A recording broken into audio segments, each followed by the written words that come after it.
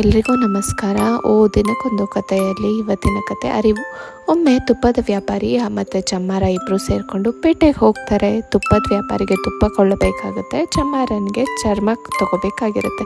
ಇಬ್ಬರು ಪೇಟೆಯಲ್ಲಿದ್ದ ಸ್ನೇಹಿತನ ಮನೆಗೆ ಬರ್ತಾರೆ. ಸ್ನೇಹಿತ ತುಪ್ಪದ ವ್ಯಾಪಾರಿಗೆ ಮೃಷ್ಟಾನ್ನ ಕೊಟ್ಟು ಚಮ್ಮಾರನಿಗೆ ಕೇವಲ ಗಂಜಿಯನ್ನು ನೀಡ್ತಾನೆ. ಇಬ್ಬರು ತಮ್ಮ ಬೇಕಾದ ಪದಾರ್ಥ ತರಲು ಹೊಟ್ಟೆ ತುಂಬ ಊಟ ಮಾಡಿ ಪೇಟೆ ಕಡೆ ಹೊರಟೋಗ್ತಾರೆ. ತಮಗೆ ಬೇಕಾಗಿದ್ದ ಸಾಮಾನುಗಳನ್ನೆಲ್ಲ ತೆಗೆದುಕೊಂಡು ಮತ್ತೆ ಹೊರಡಲು ಬಂದು ಸ್ನೇಹಿತನ ಮನೆಗೆ ಬಂದು ಹೊರಡ್ಲಿಕ್ಕೆ ಸಿದ್ಧರಾಗ್ತಾರೆ. ಆಗ ಚಮ್ಮಾರನಿಗೆ ಮೃಷ್ಟಾನ್ನ ಕೊಟ್ಬಿಟ್ಟು ತುಪ್ಪದ ವ್ಯಾಪಾರಿಗೆ ಗಂಜಿಯನ್ನು ಕೊಡ್ತಾನೆ. ಸ್ನೇಹಿತ ಯಾಕೆ ಹೀಗೆ ಮಾಡಿದೆ ಅಂತ ಕೇಳಿದಾಗ ಹೇಳ್ತಾನೆ, ಆಗ ನೀನು ಹಸು ಎಮ್ಮೆ ಕರುಗಳು ಹೆಚ್ಚಾಗಿರಲಿ, ತುಪ್ಪ ಹೆಚ್ಚಾಗಿ ಸಿಗುತ್ತೆ ಅಂತ ಯೋಚನೆ ಮಾಡಿದೆ.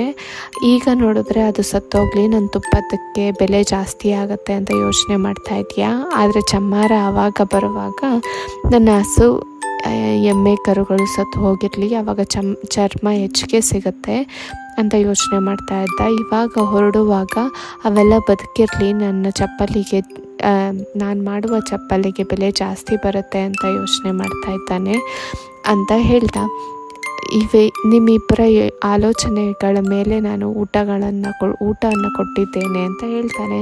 ಇಬ್ಬರಿಗೂ ಮಾಡಿದ ತಪ್ಪು ಅರಿವಾಗುತ್ತೆ. ಇಬ್ಬರು ತಲೆ ತೂಗಿಸಿ ಸರಿ ತಪ್ಪಾಯಿತು ಅಂತ ಹೇಳಿ ತಮ್ಮ ಊರಿಗೆ ಹೊರಡ್ತಾರೆ. Thank you.